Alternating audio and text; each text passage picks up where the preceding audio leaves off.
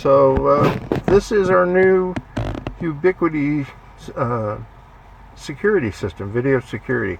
We've got a camera installed now on the boat that'll monitor it 24/7, and it's got a little server up here in the corner, and it connects to Ubiquiti's home server and establishes a link that you can follow using its app from anywhere on the planet. So it's pretty awesome being able to watch your boat, sipping a cold one 1,000 miles away. And it stores, not sure how much yet. It's been running for almost 2 weeks, and I think it's only up to 40%. So, with only one camera, it goes a long time.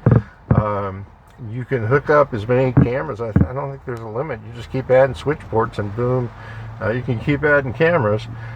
These are my access points. I got a M2 is a 2.4 gigahertz, which is in play now. Has been for a while, and I just added the M5, which is the A-band AC. So that'll be going online soon, and it's all running off this little 200-watt inverter, which is pretty awesome.